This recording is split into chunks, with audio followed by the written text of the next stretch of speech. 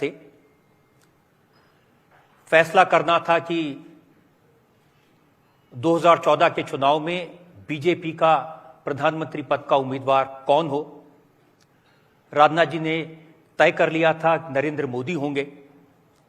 Party में बहुत सारे ऐसे नेता थे, बड़े बड़े लोग थे जो नहीं चाहते थे राजनाथ जी तुरंत उसकी घोषणा करें, लेकिन इन्होंने उसकी घोषणा की। और राजनाथ जी, इसी से मैं आज का ये कार्यक्रम शुरू करना चाहता हूं। आपसे पहला सवाल मेरा ये है कि 8 साल पहले जब पार्टी के बड़े नेता अडवाणी जी जैसे लोग नहीं चाहते थे आप घोषणा करें, आपने क्या सोचकर नरेंद्र मोदी के नाम की घोषणा की कि ये हमारे प्रधानमंत्री पद के उम्मीदवार होंगे? मैंने मोदी जी को भारतीय जनता पार्टी के कार्यकर्ता के रूप में, एक ऑर्गेनाइजर के रूप में काम करते हुए देखा था, और साथ ही साथ गुजरात के मुख्यमंत्री के रूप में भी उन्हें लगातार 10-12 वर्षों तक काम करते हुए जो मैं देखा और जिस नतीजे पर मैं पहुंचा था कि मोदी एक ऐसे व्यक्ति हैं जिनके अंदर संगठन को चलाने की भी कुशलता है और साथ ही साथ शासन को भी चलाने की कुशलता है। सबको साथ लेकर चलने की अद्भुत कला है। और मैं इस नतीजे पर भी पहुंचा था कि वह अद्भुत काल्पनिक क्षमता के भी धनी है। और उस समय जो लोगों से चर्चा होती थी, मैं देखता था प्रायः लोगों के द्वारा उनके कार्यशैली की सराहना होती थी और जिस तरीके से गुजरात का उन्होंने कॉम्प्रिहेंसिव डेवलपमेंट किया था उसकी भी लोग चर्चा करते थे। मैं इस नतीजे पर पहुंचा कि हम जो भी 2-3-4 लोग हैं उनमें सचमुच सबसे यदि पॉपुलर कॉमन मैसेज में यदि कोई है तो हमारे गुजरात के मुख्यमंत्री श्री नरेंद्र मोदी हैं। और मैं स्पष्ट कर देना चाहता हूं कि भारतीय जनता पार्टी का अध्यक्ष बनने के बाद ऐसा सोचा हो, ऐसा नहीं है, बल्कि अध्यक्ष बनने के 2-2.5 महीने पहले हमारा एक इंटरव्यू था सेंट्रल हॉल का।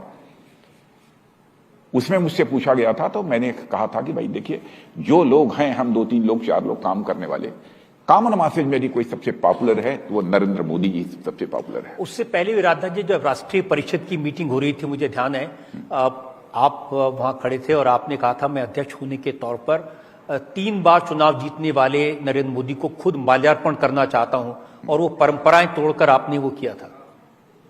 परंपराएं तोड़कर नहीं, मैं पार्टी का राष्ट्रीय अध्यक्ष था। 3 ऐसे मुख्यमंत्री थे जो कि चुनाव जीतकर उस समय आए थे। 2 मुख्यमंत्री तो पहली बार चुनाव जीत कर आए थे, लेकिन तीसरी बार लगातार पार्टी को विजय दिलाने वाला यदि कोई था तो वो मोदी जी थे। सबका स्वागत मैंने कराया, लेकिन जिस समय मोदी जी को मैंने आमंत्रित किया उनको भी माल्यार्पण किया। उसके पहले के भी जो 2 मुख्यमंत्री थे उनका भी माल्यार्पण किया, और मोदी जी को जब आमंत्रित किया इनका भी माल्यार्पण किया। हां, इतना मैंने जरूर कहा था उस समय, खड़े होकर स्टैंडिंग ओवेशन दिया जाना चाहिए मोदी जी को। सभी ने खड़े होकर जो है उस समय उनका स्वागत किया था। तो अध्यक्ष बनने के पहले से ही मेरा माइंड मेकअप था कि जो पॉपुलर है वो प्रधानमंत्री बनना चाहिए। आपने माइंड मेकअप कर लिया था, तय कर लिया था, तो क्यों, क्या फर्क आप देखते थे बाकी नेताओं में और नरेंद्र मोदी में? देखिए, पहले तो मैंने कहा ना, उनकी जो कार्यशैली है, डिसीजन लेने की क्षमता है, जोखिम भरे फैसले लेने में भी मोदी जी ने कभी संकोच नहीं किया है, मैंने देखा है। तो 8 साल में आपने देखा कि उन्होंने जब जोखिम आए, संकट आए, तो ऐसे फैसले लिए? अब सारे जोखिमों को तो बहुत विस्तार में जाकर मैं चर्चा नहीं करूंगा, लेकिन एक ही मैं चर्चा करना चाहता हूं। पाकिस्तान ने जिस प्रकार की नापाक हरकत की थी पुलवामा में आकर, और उसके बाद जिस तरीके से सर्जिकल स्ट्राइक और एयर स्ट्राइक का फैसला हमारे प्रधानमंत्री मोदी जी ने लिया था, यह कोई छोटा मोटा फैसला नहीं था, जोखिम भरा फैसला था। युद्ध की भी संभावनाएं थी, चिंता नहीं की। और आपने देखा कि हमारे सेना के जवानों ने जाकर पाकिस्तान की धरती पर सर्जिकल स्ट्राइक भी किया और एयर स्ट्राइक भी किया, दोनों किया। मैंने कठोर फैसले करने की जिसके अंदर कुवत है, ताकत है, उस शख्स का नाम है नरेंद्र मोदी। लेकिन जिस समय आपने इनका नाम घोषित किया, उनको कोई पार्लियामेंट का अनुभव नहीं था, उससे क्या होता है? विदेश नीति का, रक्षा नीति का कोई मुख्यमंत्री के रूप में जो एक राज्य को चला चुका है, मैं समझता हूं कि वो सीधे प्रधानमंत्री बन सकता है। और आपने देखा उन्होंने करके दिखा दिया। ये आवश्यक नहीं है कि बिल्कुल राष्ट्रीय स्तर पर सेंट्रल कैबिनेट में वो कोई जिम्मेदारी संभाला हो और कुछ समय का अनुभव हो तभी वो प्रधानमंत्री बन सकता है। ये आवश्यक नहीं है। राज्य का भी मुख्यमंत्री योग्य है, सक्षम है, काल्पनिक क्षमता का धनी है, निर्णय लेने की कुवत है, तो भारत का प्रधानमंत्री बन सकता था। और मैंने देखा कि सारी कसौटियों पर कसे जाने के बाद मोदी जी हमारी नजर में, मैं बता दूंगा, पूरी तरह से खरे उतरे थे। अब यह सच है कि गोवा में जब राष्ट्रीय कार्यकारिणी की बैठक हुई थी तो उस समय तो इलेक्शन कैंपेन कमेटी का चेयरमैन मैंने घोषित किया था। लेकिन उसके बाद जब गोवा में कार्यकर्ताओं का एक सम्मेलन हुआ, 4-5 हजार कार्यकर्ता बैठे थे, अरुण जेटली जी हमारे बीच नहीं है, वो मंच का संचालन कर रहे थे। मनोहर पर्रिकर जी वहां के मुख्यमंत्री मंच पर मौजूद थे, मैं था, मोदी जी थे, तीनों लोग थे। पहले वहां के मुख्यमंत्री को बोलने के लिए आमंत्रित किया, उसके बाद मोदी जी का नाम उन्होंने आमंत्रित किया। मैंने हाथ पकड़कर मोदी जी का बैठा दिया। अब अरुण जी ने सोचा हमारे राष्ट्रीय अध्यक्ष है, स्वाभाविक है कि ये बाद में बोलेंगे, मैंने बैठा दिया।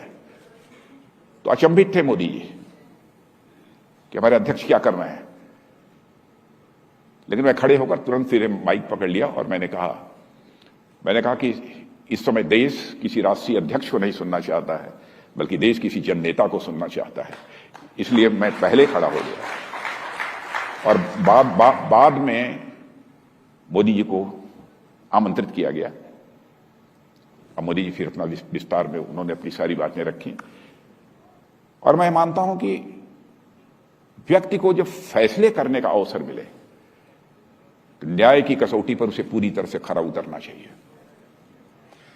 8 साल पहले जब आपने ये फैसला किया था तो देश में वातावरण था, चारों तरफ भ्रष्टाचार का बोलबाला था, करप्शन के इल्जाम लग रहे थे, नेता मिनिस्टर्स जेल में जा रहे थे। देश की जनता में भावना थी कि लोकपाल अपॉइंट होना चाहिए ताकि भ्रष्टाचार पर रोक लगाई जा सके। तो आपको लगता है कि 8 साल में उस परिस्थिति को बदला? नहीं, भ्रष्टाचार पर रोक लगाना, देखिए भ्रष्टाचार पर रोक लगाने का जहां तक प्रश्न है, वह भाषण देकर भ्रष्टाचार पर रोक नहीं लगाया जा सकता, धमकी देकर भ्रष्टाचार पर अंकुश नहीं लगाया जा सकता है। सिस्टम में बदलाव लाकर, व्यवस्था में बदलाव लाकर भ्रष्टाचार पर काफी हद तक अंकुश पाया जा सकता है। कोई यह दावा करे कि हम भ्रष्टाचार पर हम पूरी तरह से अंकुश हमने पा लिया है, मैं समझता हूं कि जो 4 युग होते हैं भारत में, किसी युग में ऐसा नहीं हुआ होगा, कहीं ना कहीं तो भ्रष्टाचार हुआ ही होगा। इसलिए कोई यह दावा नहीं कर सकता। लेकिन जिस तरीके से सिस्टम में बदलाव लाकर भ्रष्टाचार पर अंकुश लगाने की मोदी जी ने कोशिश की है, वो बेमिसाल है। अब देखिए, जो भी सोशल वेलफेयर स्कीम्स की राशि लोगों तक पहुंचाई जाती है, direct DBT system, direct benefit transfer system के द्वारा पहुंचाई जा रही है। यदि 100 रुपया दिल्ली के बैंक से निकलता है तो जो लाभार्थी होता है उसके खाते में 100 का 100 पैसा पहुंचता है, 99 पैसा नहीं पहुंचता है। यह सिस्टम में बदलाव लाकर ही यह किया जा सकता, और उस काम को इन्होंने किया। और मैं बताना चाहता हूं, उनकी कैबिनेट में मैं गृह मंत्री था, और एक बार तो मैंने स्वयं पूछा, जब वो ये जनधन खाता खोलने का ये फैसला कर रहे थे, मैंने पूछा कि इतने लोगों के खाते खोल के आप क्या करेंगे, क्या संभव है? कि नहीं राजनाथ जी, मैंने सोचा है कुछ। मुझे यह कल्पना नहीं थी। जनधन योजना के अंतर्गत लोगों के बैंक अकाउंट्स खोले जा रहे हैं, लगभग 45 करोड़ लोगों के खाते खोले गए। आज उनके पास जो भी लाभ मिल रहा है कोरोना के संकट के दौरान, अथवा अन्य भी बहुत सारी स्कीम्स हैं जिसकी चर्चा हमारे पहले भी बहुत सारे लोगों ने की है, इसलिए बहुत डिटेल में नहीं जाना चाहता हूं, लोगों तक पहुंच रहा है। भाई, गांव का किसान भी इस चीज को रियलाइज करता है, मजदूर भी रियलाइज करता है, महिलाएं रियलाइज करती है, सभी। किताब जितना पैसा चलता है वो आ जाता। पहले वहां से चलता था 100 पैसा, मुश्किल किसी की जेब में 50 पैसा 40 पैसा पहुंच जाए, तो यह भी ऊपर वाले की बहुत वो कृपा मानता था। आज दिन भर चर्चा हुई है इस बात की कि कितने लोगों को गैस कनेक्शन मिले, कितने लोगों को डायरेक्ट बेनिफिट मिला, मुद्रा से लोन कितने करोड़ लोगों को मिला, जो हेल्थ की स्कीम्स है उनका कितने लोगों को फायदा हुआ। तो ये बदलाव पहले भी सरकारें कल्याण के काम करती थी, पहले भी प्रधानमंत्री थे, सरकारें थी, वो भी गरीबी हटाओ की बात करती थी, बदलाव की बात करती थी। तो 8 साल में ऐसा क्या मोदी जी में हुआ कि जो पहले के प्रधानमंत्री के मुकाबले ये लगता है कि हाँ बेहतर काम किया? देखिए, देश की गरीब जनता ने यह महसूस किया कि सचमुच हमारी जो मौलिक आवश्यकताएं होती हैं उनको किसी प्रधानमंत्री ने समझा है पहली बार, तो मोदी जी ने समझा है। जैसे लोगों को रहने के लिए आवास चाहिए, आवास में बिजली चाहिए, शौचालय चाहिए, पानी चाहिए, यह सब सारी सुविधाएं। इसकी सबसे पहले यदि किसी ने चिंता की, स्वास्थ्य की, इन सब सारी चीजों के संबंध में सबसे पहले इस आजाद भारत के इतिहास में किसी प्रधानमंत्री ने सचमुच गंभीरतापूर्वक चिंता की, और केवल चिंता ही नहीं की बल्कि उस का निराकरण भी किया है इन सब सारी समस्याओं का, तो मोदी जी थे। अब मैं स्कीम्स की यहां पर बहुत विस्तार में जाकर नहीं चर्चा करूंगा। अब देखिए, आपने गांव में देखा होगा, हम लोग तो गांव के रहने वाले हैं, निरा गांव के। कई ऐसे गांव मैंने देखे हैं कि माताएं बहनें घड़े पर घड़ा भरकर पानी का, और प्रतिदिन सुबह शाम जो है घरों में वापस लौटती थी। आज ऐसी व्यवस्था हो गई है कि उनके घरों तक नल पहुंच गया है और नल के माध्यम से उनको जल की सुविधा प्राप्त हो रही है। टॉयलेट की बात जब होती थी शौचालय के, तो हमसे एक आध दो हमारे अपोजिशन के लोगों ने कहा, साहब ये क्या सरकार का काम है शौचालय बनवाना?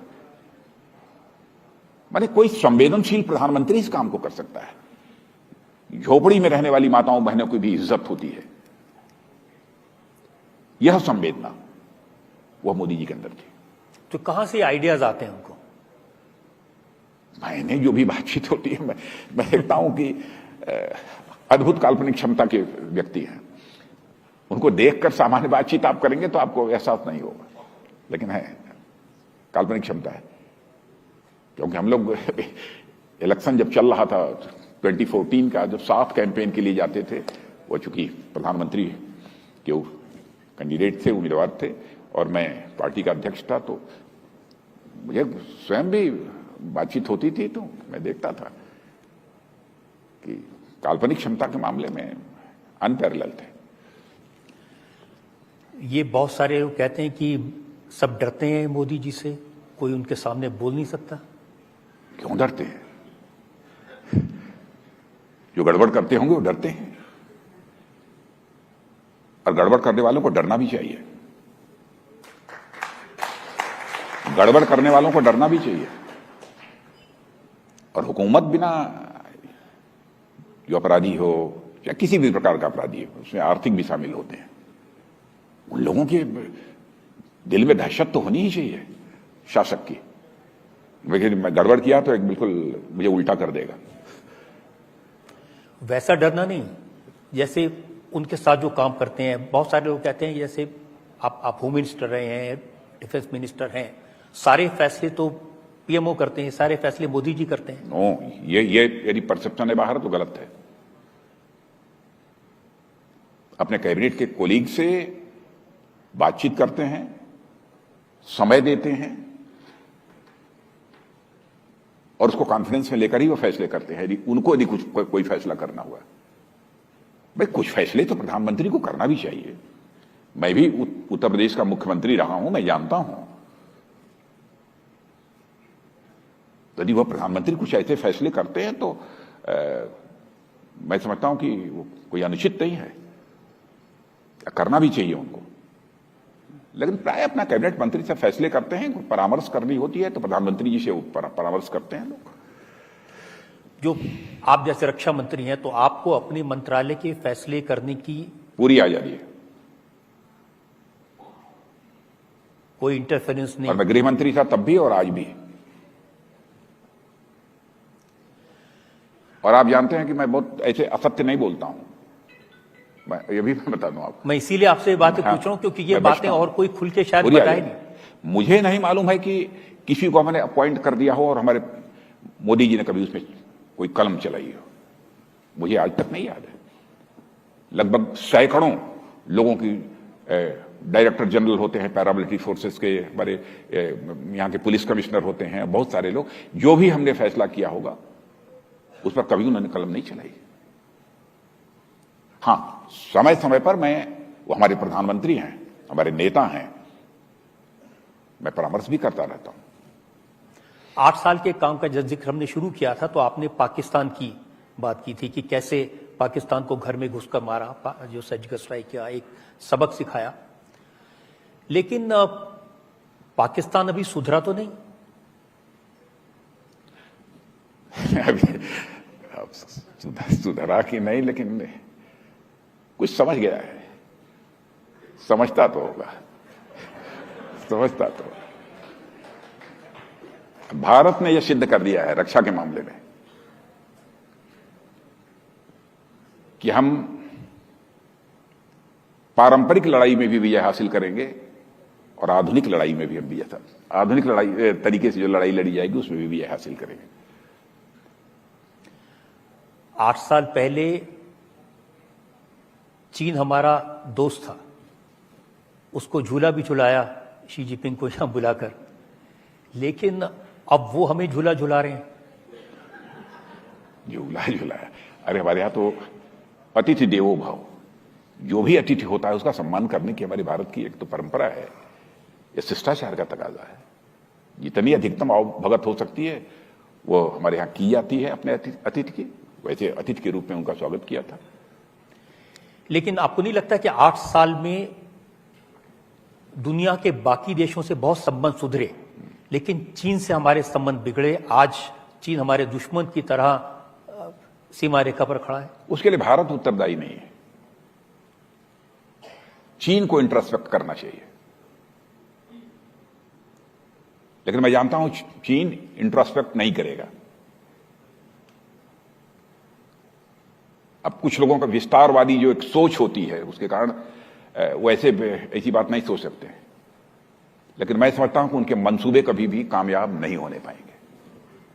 और इस बार इंडो चाइना जो स्टैंड ऑफ रहा है उसमें हमारे सेना के जवानों ने जिस फर्मनेस का, जिस कन्विक्शन का परिचय, जिस बहादुरी का परिचय दिया है, देशवासियों को पूरी तरह से जब उसकी जानकारी नहीं है। मैं देश का रक्षा मंत्री होने के नाते मैं जानता हूं क्या क्या हुआ है, कब कब हुआ है, एक एक चीज की हमको जानकारी नहीं।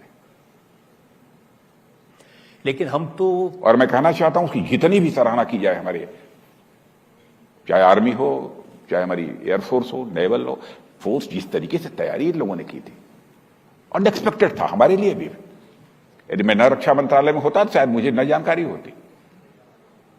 अब कोई अपोजिशन का व्यक्ति चाहे बोलने को जो भी बोल दे, पहली बार चाइना के खिलाफ भारत ने स्टैंड लिया है, पहली बार हुआ है। राजनाथ जी, ऑपोजिशन की बातें सुनिए तो वो कहते हैं कि चाइना ने हमारी जमीन पर कब्जा कर लिया, चाइना ने सड़कें बना ली, चाइना ने पुल बना लिए, चाइना ने टैंक तैनात कर दिए, चाइना ने मिसाइल्स तैनात कर दी। तैनात कर दिया, इसमें कहीं दो राय नहीं है, मैं मानता हूं। यह सच है कि बॉर्डर पर उसने इंफ्रास्ट्रक्चर कुछ स्थानों पर डेवलप किया है। जो सच है वो सब मैं बतलाऊंगा, लेकिन उन्होंने अपनी तरफ किया है। हमारी तरफ यदि इंफ्रास्ट्रक्चर डेवलप करने की कोशिश करेंगे तो भारत उसका मुंहतोड़ जवाब देगा। अब यह बाउंड्री हमारी है, कोई इधर अब बना ले तो हम क्या करेंगे, हम कैसे मना करेंगे उसको? लेकिन हमारे साथ छेड़छाड़ करेगा तो हम उसका जवाब देंगे। दूसरी चीज, आपको मालूम है कि भारत की कितनी 62 वार के बाद क्या हुआ था, कितनी जमीन भारत की चाइना ने कब्जा की है, भूल गए लोग। लेकिन आज भी भारतीय जनता पार्टी के लोगों को याद है, हमारी सरकार को याद है, भूले नहीं है उसे।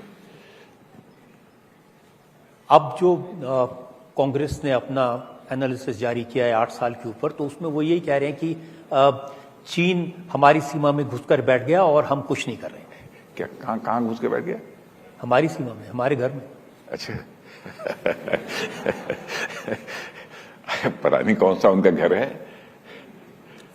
और राहुल गांधी तो कभी कभी कहते हैं कि चीन से डरते हैं। भारत को यदि अपना घर मानते होंगे तो भारत में ऐसा नहीं है। मैं समझ गए होंगे, आप नहीं समझे। भारत को यदि अपना घर मानते होंगे तो ऐसा नहीं कहेंगे। लेकिन देश की जनता जानना चाहती है कि अगर आज के जमाने में चीन हमारा एक दुश्मन है, तो कभी लड़ाई हो तो कितने तैयार हैं हम? देखिए, जहां तक भारत का प्रश्न है, भारत किसी को अपना दुश्मन नहीं मानता है। भारत दुनिया का अकेला देश है जिस देश के रहने वाले ऋषियों और मनीषियों ने केवल भारत की सीमा में रहने वाले लोगों को ही अपने परिवार का सदस्य नहीं माना है, बल्कि पूरे विश्व की धारा पर रहने वाले लोगों को अपने परिवार का सदस्य मानते हुए किसी देश की धरती से यदि वसुधैव कुटुंबकम का संदेश गया है तो केवल और केवल हमारे भारत की देश की धरती से गया है। हम किसी को दुश्मन नहीं मानते हैं। हां, लेकिन जो हमारे स्वाभिमान पर चोट मारने की कोशिश करेगा, हमारी जमीन पर कब्जा करने की कोशिश करेगा, तो उसका मुंह तोड़ जवाब देंगे। आज पूरी दुनिया में यूक्रेन की वॉर की चर्चा है और हमने देखा कि चाइना रशिया के साथ खड़ा है, पूरा यूरोप और अमेरिका यूक्रेन के साथ खड़े हैं। भारत कहां खड़ा है पता नहीं, इधर है उधर है। आपने देखा होगा कि हमारे प्रधानमंत्री मोदी जी की जो भूमिका रही है उसकी सराहना भारत के विपक्ष ने भी किया है और दुनिया के अन्य कई देशों ने भी किया है। जब मैं इधर हाल में भी एक 20-25 दिन पहले यूएस में गया था, अमेरिका, 6-7 दिन की हमारा टूर था वहां पर, तो वहां पर हमारी प्रेसिडेंट मिस्टर बाइडेन से भी बातचीत हुई थी और वहां के हमारे साथ जयशंकर जी भी थे, विदेश मंत्री। पहले मुझे लगता था कि शायद भारत का जो रोल यूक्रेनियन क्राइसिस को लेकर है उसके संबंध में अमेरिका कोई ना कोई बात बोलेगा अथवा कोई कमेंट करेगा, लेकिन नहीं किया, कुछ नहीं किया। इसका मतलब कि अमेरिका भी इस बात को समझता है और आज हमारे प्रधानमंत्री की यह स्थिति है और किसी नेता की इस दुनिया में स्थिति नहीं है कि वह रूस के भी राष्ट्रपति से बात कर सकते हैं और अमेरिका के भी राष्ट्रपति से बात कर सकते हैं और यूक्रेन के भी राष्ट्रपति से बातचीत करके अपने लोगों को वहां से बाहर निकाल सकते हैं। माने यह कोई वेल रिकॉग्नाइज्ड ग्लोबल लीडर होगा, वही कर सकता है और कोई दूसरा नहीं कर सकता। आप बतलाइए, दुनिया के जो ताकतवर देश हैं उनका कोई ऐसा राष्ट्रपति है जो इस प्रकार की भूमिका निभा सकता हो? नहीं है। लेकिन मोदी जी के सरकार के 8 साल पूरे हुए हैं, ये तो बता दीजिए कि हम अमेरिका के साथ हैं या हम रशिया के साथ हैं? हम देखिए, जीरो सम पॉलिसी में हमारा विश्वास नहीं है। जीरो सम पॉलिसी क्या कहते किसे हैं कि इनके साथ अच्छा है तो इनके साथ हमारा गड़बड़ है, हमारा इनके साथ भी अच्छा है। जो भूमिका दूसरे के साथ होनी चाहिए उनके प्रतिद्वंदी के साथ, उस प्रकार की हमारी उनके साथ भी भूमिका है। विन विन सिचुएशन की हमारी पॉलिसी है और उस पॉलिसी को हमने अडॉप्ट किया है। दुनिया में आप पहले भी हां, और यूक्रेन में युद्ध बंद होना चाहिए, यह भी हमारे प्रधानमंत्री ने अपील की है, इंटरनेशनल फोरम पर की है। दुनिया में आप पहले भी दूसरे मुल्कों में जाते थे, अब भी जाते हैं, 8 साल पहले भी, तो क्या फर्क दिखता है? ये जो भारत की विदेश नीति है, ये जो भारत के प्रधानमंत्री हैं, इनके बारे में दुनिया क्या आज सोचती है? इंटरनेशनल कम्युनिटी में भारत की प्रतिष्ठा बढ़ी है। इंटरनेशनल फोरम पर भारत पहले कुछ बोलता था, जितनी गंभीरतापूर्वक भारत की बातों को लिया जाना चाहिए, लोग भारत की बातों को नहीं लेते थे। लेकिन आज यदि भारत इंटरनेशनल फोरम पर बोलता है तो लोग कान खोलकर सुनते हैं कि भारत बोल क्या रहा है। यह हैसियत है भारत की। अंतर्राष्ट्रीय जगत में भारत की प्रतिष्ठा बढ़ी है।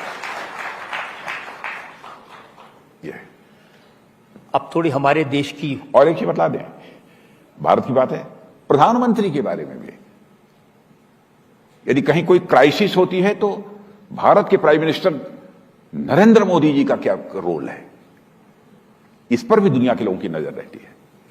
यह हम भारतवासियों के लिए कोई छोटी बात नहीं है। इसीलिए लोग कहते हैं कि नरेंद्र मोदी में क्षमता है संकट को अवसर में बदलने की। आपने 8 साल में देखा है ऐसा कुछ? संकट हो तो उसको अवसर में कैसे बदलना है, क्राइसिस हो तो उसको अपॉर्चुनिटी में कैसे बदलना है, मुसीबत को कैसे अच्छी परिस्थिति हुआ तो ऐसा ही है रजत जी, आप जो कह रहे हैं हुआ तो ऐसा ही है। अब ये कोरोना की क्राइसिस थी, ये कोई बहुत बड़ा चैलेंज था। अब आप बताइए, वर्ल्ड हेल्थ ऑर्गेनाइजेशन यहां के गवर्नमेंट के रोल की प्रशंसा कर रहा है, तो क्या चाहिए? अब ये संकट तो अवसर में बदल गया ना। और जिस भारत में कोरोना की मेडिसिन नहीं बनती थी, भारत में मेडिसिन ही नहीं बनी। दुनिया के 100 देशों को हम लोगों ने तरह तरह की सहायताएं कोरोना की क्राइसिस में हम लोगों ने मुहैया कराई है। और भारत में जिस तरीके से मोर देन 88% लोगों का वैक्सीनेशन हो गया है, अब शायद 100% हो गया हो, 100% में, उसकी भी सराहना दुनिया में हुई है। और मैं बता दूं कि जो हमारी हवाई में किसी बहुत सीनियर कमांडर कोई था, उससे बातचीत हो रही थी, तो उस सीनियर कमांडर ने अपनी तरफ से मुझे कहा कि भारत में ऐसा हुआ है। तो मैंने कहा हुआ, मैंने किसी ये पॉलिटिकल फिगर ने नहीं, एक कमांडर ने, एक ऑफिसर ने वहां के, उसने मुझसे पूछा। कांग्रेस ने जो अपना एनालिसिस जारी किया है, और दूसरी चीज की मैं एक और मैं बतलाना चाहता हूं इसके साथ। देखिए, बहुत सारी चीजें जो पहले कहा हमारे ऑक्सीजन का प्रोडक्शन कम होता था, उसको 10 टाइम्स बढ़ा दिया। क्रायोजेनिक टैंक्स की संख्या कम थी, उसको कई गुना बढ़ा दिया। तो हमारी क्राइसिस जो थी, उसको जो एक संकट की स्थिति थी, उसको अवसर में तो बदला ही है उन्होंने, ताकि भविष्य में इस प्रकार का यदि कोई भी चैलेंज सामने आएगा तो उसका मुकाबला करने की भारत के अंदर कुवत है, हम करेंगे। अब इस प्रकार के संकट जिस लोगों को जैसे झेलने पड़े हैं थोड़े समय के लिए भारत में, अब वो नहीं झेलने पड़ेंगे भविष्य में। 8 साल में सबसे ज्यादा चर्चा जिसकी हुई वो राफेल की, जिसमें आप बैठ के उड़ गए। ऐसे कड़े फैसले लेने के लिए एक हिम्मत चाहिए, एक ताकत चाहिए, और सबका पार्टी में सपोर्ट चाहिए। वो हासिल होता है प्रधानमंत्री का जी।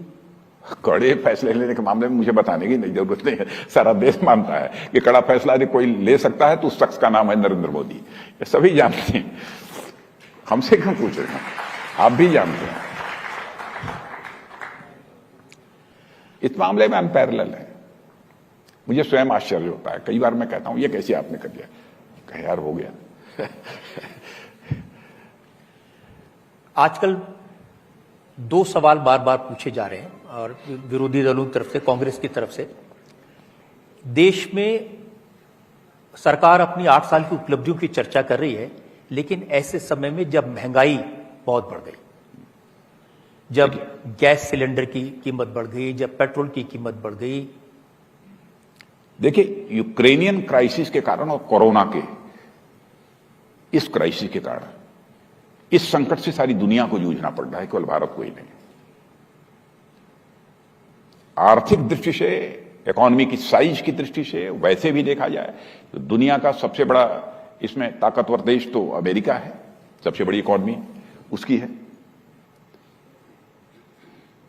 अमेरिका में भी इस समय जितनी महंगाई है, पिछले 40 वर्षों में इतनी महंगाई नहीं थी। कम से कम भारत में वही स्थिति नहीं है।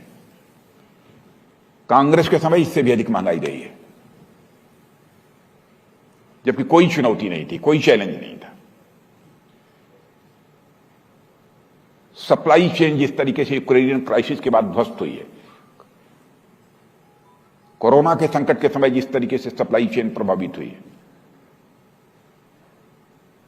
और लोगों को का रोजगार खत्म हो गया था कोरोना के संकट के दौरान, इन सब सारी चीजों का एक असर तो पड़ेगा ही। लेकिन मैं पूरी तरह से आश्वस्त हूं कि फिर हमारी इकोनॉमी जो है मोमेंटम पकड़ रही है तेजी के साथ। अब देखिएगा, कुछ ही महीनों के बाद इस महंगाई की चुनौती पर भी हम काफी हद तक विजय प्राप्त करने में कामयाब होंगे। काफी हद तक, मैं नहीं कहता हूं कि 100%, लेकिन काफी हद तक जो है कामयाब होंगे। लेकिन है महंगाई, इसको मैं स्वीकार करता हूं। और केवल भारत में नहीं है, भारत से अधिक महंगाई दुनिया के अन्य देशों में है। लेकिन महंगाई अपने देश में ज्यादा इसलिए चुभती है क्योंकि बेरोजगारी बढ़ी है। कांग्रेस तो का कहना है कि 45 साल में सबसे ज्यादा भीषण बेरोजगारी इस समय है। मैंने उनको इस बात को भी समझना चाहिए, कोरोना संकट के दौरान सारी एमएसएमई, छोटी छोटी इंडस्ट्रीज सब बंद हो गई थी, सारे काम ठप हो गए थे, लोगों को अपने अपने घरों में लोग वापस चले गए थे। लेकिन उनकी भी चिंता हमारी सरकार ने की है। अब लोग वापस हो रहे हैं, लोगों को रोजगार मिलना प्रारंभ हुआ है। और मैंने कहा ना, जैसे जैसे इकोनॉमी में, देश की अर्थव्यवस्था में मोमेंटम आता जाएगा, गति आती जाएगी, यह सब सारी चीजें सुधर जाएंगी। लेकिन बेरोजगारी का संकट कांग्रेस के समय नहीं था, इससे बड़ा संकट था। और उसका कोई आंकड़ा लेकर मैं यहां पर नहीं आया हूं, लेकिन जितने लोगों को काम मिला है इस 8 वर्षों के शासनकाल में, मोदी जी के शासनकाल में, वो कम नहीं है। लेकिन और भी करने की जरूरत है। बेरोजगारी की चुनौती बड़ी चुनौती है। अब 2 तरह की बातें हैं। अगर हम कहें महंगाई है, बेरोजगारी है, उसके कारण है, लेकिन साथ साथ ये कैसे कह सकते हैं कि 8 साल में अर्थव्यवस्था मजबूत हुई है, 8 साल में हमारी इकोनॉमी बहुत मजबूत हो गई है, हम दुनिया की सबसे ज्यादा तेजी से बढ़ती अर्थव्यवस्था है। दोनों बातें कैसे हो सकती नहीं, समझो टॉप की कंट्रीज हैं 2, 4, 5, उसमें तो इन सारी कंट्रीज में फास्टेस्ट ग्रोइंग इकोनॉमी यदि किसी देश की है तो भारत की है इस समय। इस सच्चाई को तो स्वीकार करना पड़ेगा। हाँ, कोई ये कह सकता है कि इकोनॉमी की साइज उनकी बड़ी है, आपकी इकोनॉमी की साइज छोटी है, लेकिन हम बड़ी बनने के लिए ही तो हमारी जो है ये फास्टेस्ट ग्रोइंग इकोनॉमी है। हमारी चाल ही, रफ्तार ही यदि तेज नहीं रहेगी तो हम बड़ी इकोनॉमी बन कैसे पाएंगे। लेकिन इन 2 संकटों ने बहुत बड़ा हम लोगों के लिए एक बहुत संकट पैदा किया है, और जिसके कारण जो है हम अपनी इकोनॉमी को जहां तक ले जाना चाहते थे, टारगेट तो हमारे प्रधानमंत्री किया था कि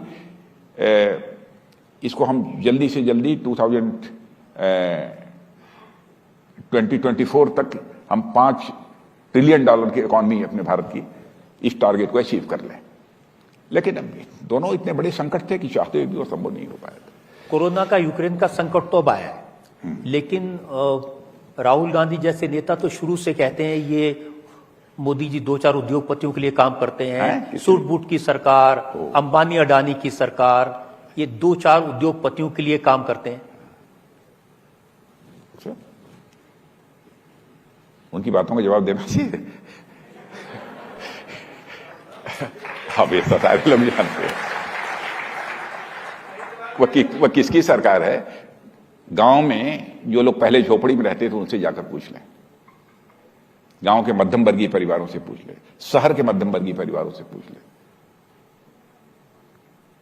जवाब मिल जाएगा इसका। शायद उनको अपने समय की याद आ रही होगी। यूपी के चुनाव के दौरान आपने कहा था कि असली समाजवादी कोई है तो नरेंद्र मोदी। हाँ, सही बात है। इसका क्या मतलब है? नहीं, समाजवादी इसलिए मैंने कहा था कि वास्तव में समाज के हर वर्ग की चिंता करने वाला व्यक्ति की चिंता करने वाला यदि कोई है तो नरेंद्र मोदी ही है, इसलिए मैंने कहा था। आजकल आपने जैसे जब भी मैं बात कहता हूं तो लोग ये कहते हैं कि एग्जैगरेट कर रहा हूं, बढ़ा चढ़ाकर अपनी बात को मैं कह रहा हूं। ये बढ़ा चढ़ाकर बोलने की बात नहीं है। आप कल्पना करिए, कोरोना के संकट के दौरान तो लोगों के काम धाम, बल्कि सारे लोगों के, यहां तक कि खेती का काम करने वाले जो मजदूर थे उनका भी काम काज सब ठप हो गया था। ऐसी स्थिति में लोगों के खाने पीने की मुकम्मल व्यवस्था करने का काम यदि प्रधानमंत्री गरीब कल्याण योजना के माध्यम से किया तो हमारे प्रधानमंत्री ने किया था। और आज 80 करोड़ लोगों को मुफ्त में राशन मुहैया कराना। अब जब मुफ्त में राशन मुहैया कराने की बात कह रहे हैं तो हो सकता है कांग्रेस के लोग ये भी कहते हैं कि साहब आप मुफ्त में सब सारी चीजें देंगी तो इस देश की अर्थव्यवस्था रसातल में चली जाएगी। लेकिन उनसे पूछिए कि पहले 26 रुपया किलो और 28 रुपया किलो अथवा 20 रुपया 25 रुपया किलो जो भी रहा हो उसको 2 रुपया किलो करने का काम तो आपने किया था। हम लोगों ने केवल 2 रुपया बस किया कि भाई 2 रुपया का कंसेशन और दे दो। आपको अपनी बात भूल गई, 2 रुपये की बात आपको याद है। कंसेशनल रेट पर उस समय भी तो राशन दिया जा रहा था लोगों को ना। अब वो तो कहते हैं ये जितनी लोक लुभावन काम मोदी जी करते हैं, चाहे वो शौचालय बनाना, चाहे घर देना, चाहे गैस कनेक्शन देना, चाहे मुफ्त में राशन देना, इसलिए ताकि फिर लोग वोट दें। लोक लुभावन यह काम नहीं है। लोगों की जो न्यूनतम आवश्यकताएं हैं वह पूरी होनी चाहिए सम्मानजनक जिंदगी के लिए। क्या आवास ये न्यूनतम आवश्यकता नहीं है? भोजन ये लोगों की न्यूनतम आवश्यकता नहीं है? घर में शौचालय होना न्यूनतम आवश्यकता नहीं है? पानी का होना ये न्यूनतम आवश्यकता नहीं है? गरीब माता बहन को भी अंगीठी जलाकर खाना बनाने की नौबत न आए, धुएं के कारण उसके भी आंखों से आंसू नहीं निकलना चाहिए, उस संकट से निजात दिलाने के लिए सरकार कोई फैसला करती है। क्या यह नहीं होना चाहिए? लेकिन घर तो पहले की सरकारों ने बनवाए, बिजली तो पहले की सरकारों ने भी लोगों को दी। पहले क्या क्या किया है ये जाकर कोई सर्वे करके इसका अंदाज लगा ले पहले क्या हुआ। अब आज तो स्वास्थ्य के मामले में भी आप समझिए कि जिस तरीके से कैशलेस हेल्थ इंश्योरेंस हुआ है, स्वास्थ्य बीमा हुआ है, 10 करोड़ लोगों को इसका लाभ सारे देश में इस समय मिल रहा है, गरीबों को। माने 5 लाख रुपए तक का मुफ्त इलाज हो जाता है गरीब से गरीब व्यक्ति यदि कोई।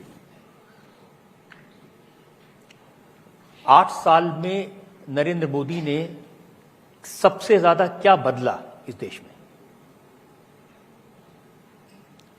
एक इस देश के गरीब मध्यम वर्गीय परिवारों के अंदर एक भरोसा और विश्वास पैदा हुआ है प्रधानमंत्री के प्रति, और गरीबों की जो हालात थे, गरीबों की जो स्थिति थी, उनका जीवन स्तर था, उसको कुछ न किसी हद तक सुधारने में उन्होंने काफी हद तक कामयाबी हासिल की है, मैं यह मानता हूं।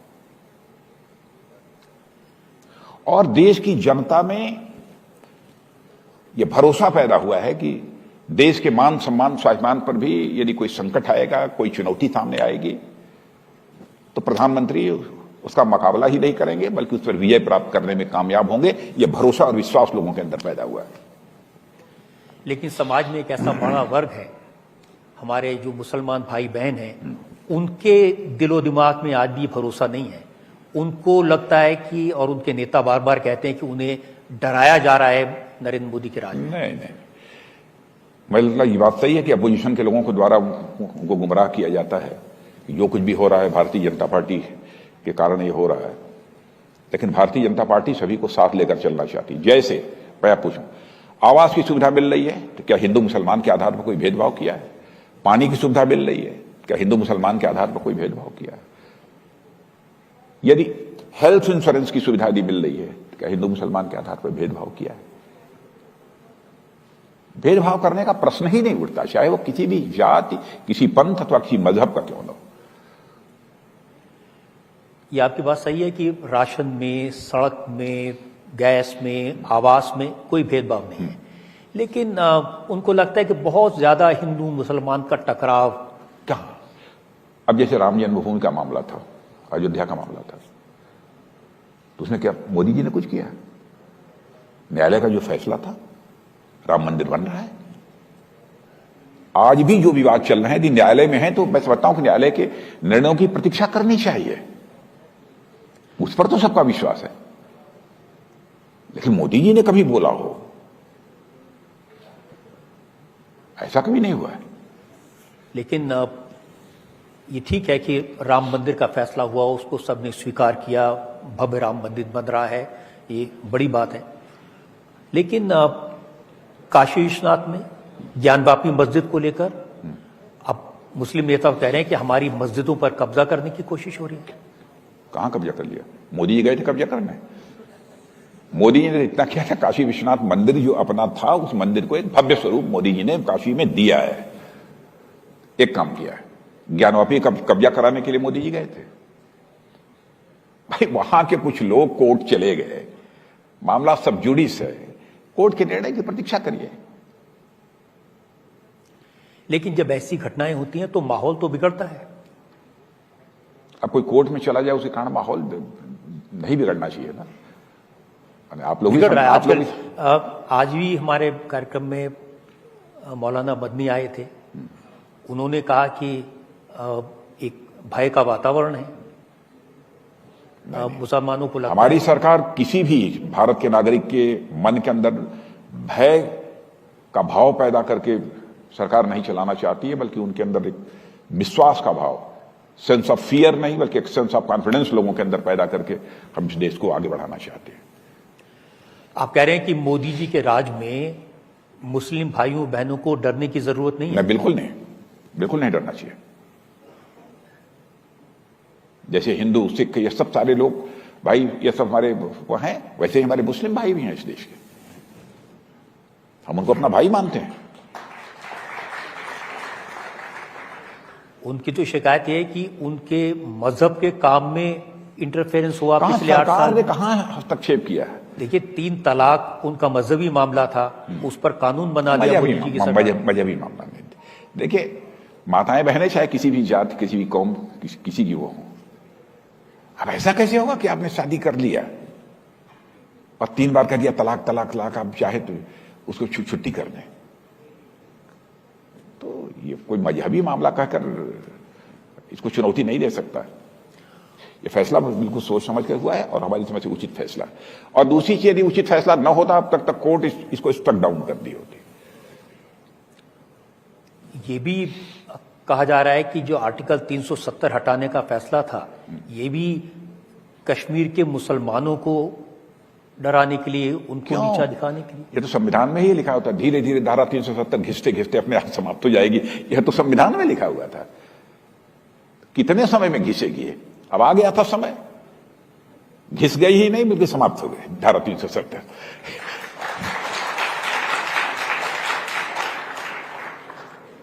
वैसे सिटीजनशिप अमेंडमेंट बिल को लेकर भी तरह तरह की आशंकाएं, तरह तरह की बातें, ऐसा कुछ नहीं है।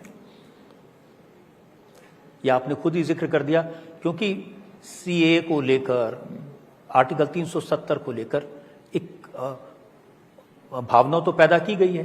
क्या भावना पैदा हुई? कहां, किसकी, किस हमारे अल्पसंख्यक भाई की नागरिकता इसमें समाप्त हो रही है? मैं तो ये जानना चाहता हूं। भाई, वो तो उन लोगों के लिए है कि जो चाहे अफगानिस्तान हो, पाकिस्तान हो, बांग्लादेश है, वहां माइनॉरिटी में हैं। यदि उनका धार्मिक उत्पीड़न होता है और वह भारत की नागरिकता लेना चाहते हैं तो उनको भारत की नागरिकता मिलेगी, बस इतना ही प्रोविजन है। अच्छा, ऐसा नहीं है कि केवल हिंदू के लिए। हिंदू हो, सिख हो, ईसाई हो, पारसी हो, जैन हो, कोई भी हो जो भारत के मूल निवासी रहे, यदि तीनों देशों में यदि उनका उत्पीड़न यदि हो रहा है कहीं पर और भारत की नागरिकता लेना चाहते हैं तो उनको हम भारत की नागरिकता देंगे। ये तो मैं गृह मंत्री था, उसी समय इस कानून को मैंने बनाया था। लोकसभा में पास भी हुआ था, लेकिन राज्यसभा में मेजॉरिटी नहीं थी, इसलिए नहीं हो पाया था। और जिंदगी में मैं सच बताऊं आपको, मैं खुद भी अपने बारे में भी मैं कह सकता हूं, मैंने हिंदू मुसलमान के आधार पर कभी भेदभाव नहीं किया, कभी नहीं। एक और सवाल विरोधी दलों की तरफ से उठा है, वो है किसान का। किसान, आप खुद भी किसान हैं। जो किसानों के लिए 3 कानून बनाने गए, फिर आज किसानों से वादा किया गया था कि आपकी आय दुगनी हो जाएगी। ये बार बार कहा गया है कि किसानों की हालत पहले से ज्यादा खराब हुई। नहीं है, ये मैं नहीं मानता हूं कि खराब हुई है, ऐसा नहीं है, इंप्रूवमेंट हुआ है। कोई ये कह सकता है कि इस डिग्री तक होना चाहिए, इस डिग्री तक नहीं हुआ, थोड़ा कम, ये तो मैं मान लेता हूं। ये खराब हुई है ऐसा नहीं है। मिनिमम सपोर्ट प्राइस, जितने भी ऐसे आइटम्स थे, जितने भी इस प्रकार के ये अन्न, ये अनाज जो होता है जिसे बोलते हैं, उनके मिनिमम सपोर्ट प्राइस भी कई गुना बढ़ गई है। और मैं कह सकता हूं जितने भी हमारे प्रकार के ये होते फूड ग्रेन्स हैं, सबकी मिनिमम सपोर्ट प्राइस इस बात को ध्यान में रखकर जो है निश्चित की गई है, ताकि जितनी उनकी लागत लगती है कम से कम उसका 50% उनको प्रॉफिट जरूर मिल जाए। कोशिश ये हुई है। हाँ, लेकिन मैं मानता हूं कुछ चीजें ऐसी होंगी जिसमें नहीं होगा, लेकिन वो भी धीरे धीरे होगा। तो 8 साल में क्या किया टारगेट 8 साल में किसानों के लिए क्या किया? काफी बहुत अधिक काम हुए हैं, ऐसा नहीं है। ये तीनों कानून भी तो किसानों के लाभ के लिए ही बनाए गए थे। किसानों के लाभ के लिए बनाए गए थे। अब फर्टिलाइजर है, फर्टिलाइजर पर प्रति बोरी हम 1200 रुपए की सब्सिडी दे रहे हैं, किसानों के लिए ही दे रहे हैं ना, किसके लिए दे रहे हैं? गांव-गांव तक बिजली की सुविधा मुहैया कराई जा रही है। ये तो राज्य सरकारों की भी एग्रीकल्चर जो है ये इसमें है, कॉन्करेंट लिस्ट में है। तो इसमें राज्य सरकारों की भी भूमिका होती है कि केवल केंद्र सरकार की नहीं होती। मैं अब आखिरी एक सवाल आपसे पूछना चाहता हूं। सब जानते हैं कि, और आपने भी 2-4 बार कहा कि मोदी जी सिर्फ 3-4 घंटे सो पाते हैं। हाँ, पर आश्चर्य होता है इसी तरह नहीं सोते हैं। कम सोते हैं, इतना काम करते हैं, तो ये चेहरे की लाली, ये चेहरे की चमक कहां से आती है? मैंने ये सवाल मैंने खुद उनसे किया था तो कहते हैं यार मुझे मालूम नहीं क्या है। आज जो निश्चिंत होगा वही ना, जो कोई चिंता नहीं होगी, कॉन्फिडेंट होगा जो बहुत, उसी के चेहरे पर जो है वो ग्लो होगी, भीतर से कॉन्फिडेंट होगा, निर्भीक होगा। जो हर समय डरता होगा उसके चेहरे पर ग्लो नहीं होगी। अब कुछ लोगों को परमात्मा बना भी देते हैं वैसा।